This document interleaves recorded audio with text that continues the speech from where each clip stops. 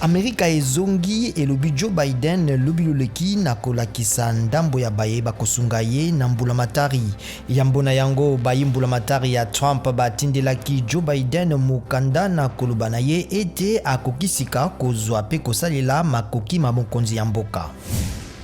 Bolukikimia bozali pe kosalama libanda lia misala mia koyoka bato President Félix Tshisekedi akoki kosukisa lelo nsima na pene poso misato. Stephen Kalonzo Musyoka, ministre wa yambo ya kala ya Kenya, akutanaki na ngambo inso na etinda ya President Uhuru Kenyatta lokola pe Christophe Bigot mokambi ya mambi ya Afrika na Quai d'Orsay pona President Emmanuel Macron ndenge moko pe ministre d'État ya Grande-Bretagne. Mbulamatari ya Congo Brazzaville etie maboko na Beijing Fortune Dingeng Investment Corporation Limited ya Chine pona kotunga raffinerie ya petrole na Pointe Noire.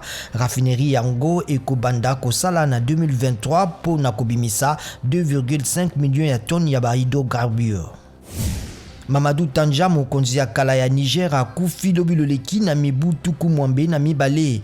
Colonel ya kala abengama Baba Tanja pe akanisami mingi pona bitumba na bobola asalaka.